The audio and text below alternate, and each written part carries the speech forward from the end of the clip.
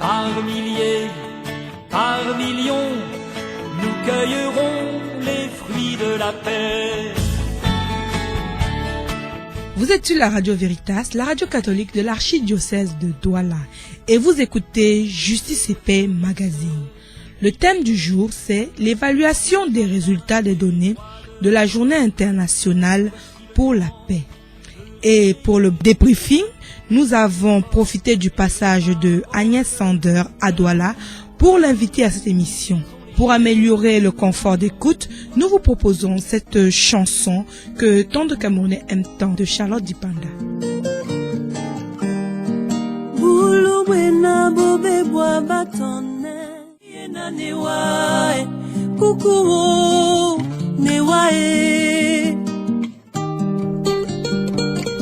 Merci au patriarche Chako pour cette belle sélection musicale. Bonjour chers auditeurs, nous espérons que vous avez apprécié cette musique de Charlotte Dipanda. Comme invité, nous avons aujourd'hui Agnès Sander qui nous vient de Yaoundé et le docteur Mauricio Kirati que vous connaissez très bien. Alors, bonjour Agnès. Bonjour. Merci d'avoir répondu à notre invitation. Bonjour docteur Kirati. Bonjour à vous. Alors, le thème d'aujourd'hui, c'est l'évaluation des résultats de la collecte des données de la Journée internationale de la paix qu'on a fêtée le 21 septembre 2012. Est-ce qu'à Yaoundé, vous avez aussi eu à fêter la Journée internationale de la paix? Oui, on a fêté la Journée internationale de la paix avec un grand concert pour la paix. On s'est mis ensemble avec un partenaire, la Dynamique mondiale des jeunes, DMJ.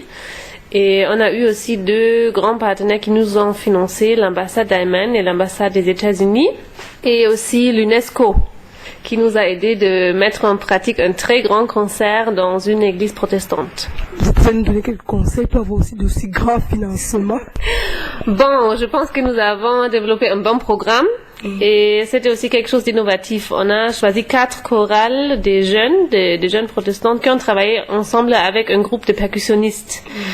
Et je pense que ce concept de dialogue pour la paix, c'était déjà quelque chose qui a beaucoup plu à beaucoup de partenaires. Nous, ici à Douala, nous avons sillonné les rues et nous avons fait quelques questionnaires. Et le docteur Mauricio Kirati est venu évaluer ce questionnaire. Docteur Kirati, dites-nous, vous, ce que vous avez fait, le travail que vous avez fait. Parlez-nous un peu de votre travail. Oui, merci pour la question. Le travail était un travail très, très intensif. Je pense que nos auditeurs ont déjà entendu plusieurs fois parler de ça. Nous avons pu recueillir 416 questionnaires dans différents quartiers de Douala. Et j'avoue que l'évaluation de questionnaires, travailler sur les questionnaires n'a pas été facile parce que les questions étaient des questions ouvertes. Alors il fallait recenser les différentes questions, comprendre en fait, aussi un peu interpréter tout ce que les gens en route nous ont dit. Et c'est pour cela que nous nous trouvons encore, après certains mois, à évaluer tout ça. Ça nous permet d'avoir une première idée de ce que la société pense sur ces questions, sur des questions importantes comme la paix, comme les conflits. Mais il y a aussi d'autres mots qui sortent comme violence, transformation du conflit. En fait, ça a été un travail qui mérite vraiment d'être étudié. Merci, docteur Kirati. Alors, je vais demander tout de suite à Agnès de nous dire que signifie le mot paix. Oui, bon, la paix, c'est pour moi quelque chose de très vaste d'abord, et avoir vraiment de la paix, ça dépend de beaucoup de facteurs. Donc pour moi, il y a une différence entre une paix et une paix positive. Donc souvent, on fait la différence entre paix positive et paix négative. Ici au Cameroun, nous parlons souvent d'une paix négative. Il existe une paix, mais quand même une paix négative, parce qu'il y a beaucoup de conditions sociales qui ne sont pas satisfaisantes pour la grande masse. Il y a beaucoup de pauvreté, il y a beaucoup de problèmes au niveau de la sécurité sociale, ainsi de suite. Donc une véritable paix, une paix positive, c'est plutôt une paix qui met les gens à l'aise, qui leur permet vraiment de vivre une vie en justice et dans une certaine sécurité sociale. Je vais demander tout de suite à Dr Mauricio de savoir si, lorsqu'il a fait son questionnaire, lors de l'évaluation de son questionnaire, il a trouvé quelques éléments de de tout ce que Agnès vient de nous citer, par exemple la paix positive, la paix négative, est-ce que les populations à Douala pensent que la paix peut être positive ou négative? Est-ce qu'ils arrivent à faire cette différence? Et oui, bien sûr. En fait, l'analyse de Agnès donne la température de ce que les gens de Douala pensent. Même si peut-être le mot paix positive et paix négative doit être un peu éclairci. C'est pas comme ça que le public a répondu. Alors, quand on parle, dans notre questionnaire, il y avait la première question, c'était que signifie le mot paix pour vous? La même question que vous venez de poser à Agnès. Alors, si on parle de paix comme ça tout court, on se rend compte que pour la majorité des gens, il y a en 44,6% des interviewés ont jugé que la paix signifie absence de guerre. Et c'est ça qu'on appelle la paix négative. En fait, s'il n'y a pas de guerre, il y a la paix. On appelle ça la paix négative. La paix est définie comme absence de quelque chose. Alors, on va quitter un peu du contexte du conflit, de la paix, pour parler du conflit. Dites-nous ici, dans le questionnaire, est-ce que vous connaissez des méthodes traditionnelles de résolution des conflits? Si oui, quelles sont-elles? Est-ce que l'organisme pour lequel vous travaillez propose des méthodes de reconnaissance de conflits? Oui. Nous, d'abord, peut-être juste pour expliquer, c'est un peu, je travaille pour le CEPCA, le Conseil des Églises protestantes du Cameroun. C'est une structure fêtière des 11 églises protestantes au Cameroun qui a son siège à Yaoundé. Et là-dedans, je travaille surtout avec les jeunes, donc avec les différents mouvements de jeunes dans les églises membres. Et nous avons commencé, ça fait 1 an et demi, de faire une formation de formateurs et formatrices en gestion et résolution des conflits. Et là, dans cette formation, une très grande partie était de connaître les systèmes traditionnels des résolutions des conflits qui existent dans les différents villages, dans les différentes régions, des participants, des participantes. Donc, on a essayé, chaque participante nous a un peu éclairci par rapport à ces méthodes. Et là, on a essayé d'évaluer ces méthodes et de voir comment on peut les utiliser aussi pour les conflits actuels. Donc, de reconnaître qu'il y a déjà dans chaque village, il y a des mécanismes de résolution du conflit. Il faut les connaître, il faut travailler avec ça. Il y a des hiérarchies, il y a des systèmes.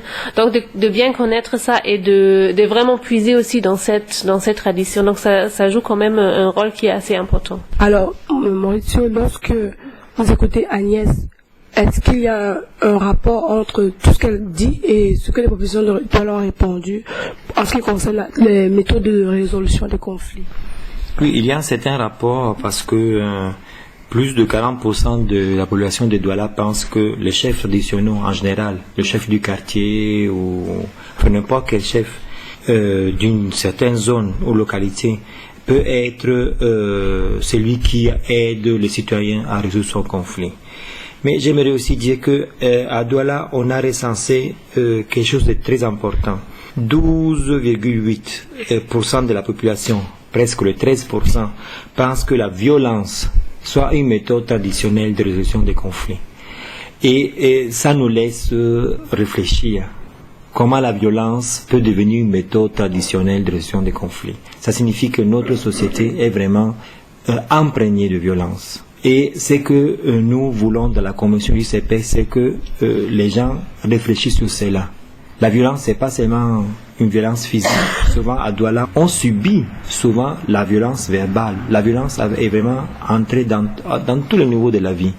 Et ce 13%, presque 13% de la population nous amène à réfléchir sur ça. Qu'est-ce qu'il faut faire pour changer notre façon de voir la vie, peut-être notre façon de voir notre rapport avec la personne qui est notre interlocuteur. Et j'aimerais aussi dire que, et ça je sors en fait de la question, que Agnès n'est pas ici aujourd'hui par hasard, mais elle fait partie de l'organisation CEPCA, comme elle vient de dire, qu'elle est aussi membre du réseau, du programme Service civil pour la paix, comme la commission JCP de Douala. Alors, le CEPCA et la commission de Douala, du CP de Douala, nous sommes des partenaires au niveau national ici au Cameroun. Merci Mauricio pour la précision. C'est vrai que le travail que nous avons aujourd'hui est un travail un peu ardu. Vous êtes sur la radio Veritas et vous écoutez Justice et Paix Magazine. Nous recevons aujourd'hui Agnès Sander et le docteur Maurizio Gherazzi et nous faisons l'évaluation du questionnaire sur la journée de la paix qui s'est déroulée le 21 septembre 2012. Après avoir parlé de conflits, nous allons parler un peu des questions de genre. À votre avis, Agnès, est-ce que le genre masculin-féminin peut être à l'origine d'un conflit? Oui, ça peut être à l'origine d'un conflit, je pense. Parce que pour moi, cette question du genre, c'est aussi souvent une question du pouvoir. Parce que le genre, on définit ça toujours comme sexe social. Donc il s'agit surtout d'un rôle social qui m'a donné par la société. Donc ça veut dire que chaque société a une certaine définition des rôles genre. Chaque société définit ce qui est normal et pas normal pour un homme et pour une femme. Et on doit dire que le Cameroun, c'est une société qui change beaucoup. Il y a la tradition à côté de la moderne, il y a des villages, il y a des grandes villes, il y a un développement qui se passe extrêmement rapide, il y a des régions qui ne sont pas encore développées. Donc là, il y a aussi comme des mondes parallèles qui existent. Et là aussi, les idées des différents rôles sociaux, ça change aussi. Ça veut dire on a des générations, des jeunes qui sont beaucoup intéressés à un équilibre entre les différents rôles sociaux, donc un équilibre souvent entre hommes et femmes. Et il y a la tradition qui définit très bien et strictement aussi quelles sont les tâches d'une femme, quelles sont les tâches d'un homme. Et je pense qu'entre les générations, ça pose souvent des problèmes. Dans les familles, ça pose souvent des problèmes parce que on a une autre approche de cette question du genre. Merci Agnès. Mais avant de revenir sur les questions de genre, Marie, dans le secret des nuits, en toi l'enfant vit. Nous revenons à nos débats de genre, en fait, du genre féminin et au rapport fait par le docteur Gherazzi sur la place de la femme à Douala. Docteur Gherazzi, vous dites, l'aspect genre est un thème transversal qui imprègne toute notre vie quotidienne. Dans le domaine du conflit, une large majorité des interviewés soutiennent que le genre peut être à l'origine d'un conflit. Dans l'échantillon que vous avez interviewé, 70% pratiquement pensent que le conflit genre homme-femme existe et que vous-même vous expliquez un peu quel type de conflit genre, dans les questions de genre, vous avez rencontré. Oui, le fait que le conflit existe, c'est pas ce que je le pense, en fait. C'est une simple addition mathématique de réponses que les gens ont données. Alors, 70% des réponses disent que le conflit existe entre hommes et femmes. Maintenant, pour ce qui concerne quel est le type de conflit qui existe entre les deux groupes, nous avons recensé en 50%, alors c'est plus de 200 personnes sur l'échantillon de 416. 50% disent que le conflit est basé sur le pouvoir, en fait le partage du pouvoir. Le pouvoir n'est pas partagé d'une façon équitable, ou je peux dire d'une façon que est acceptée par les deux groupes. Quand on voit un peu chez nous à l'Assemblée nationale, il y a plus d'hommes que de femmes. Oui, bien sûr, mais c'est pas seulement un pouvoir du gouvernement, où peut-être le sexe masculin est plus représenté que le sexe féminin. C'est aussi peut-être un problème du code de la famille, où le rôle de la femme n'est pas de la femme mère, n'est-ce pas, n'est pas reconnu comme le rôle de l'homme père. Mais je sais que dans les pays, il y a une tentative de réforme. C'est vrai que chaque société a besoin aussi de temps de réflexion pour la réforme. Mais dans l'esprit de la population, on remarque ça. Le pouvoir n'est pas partagé de la même façon.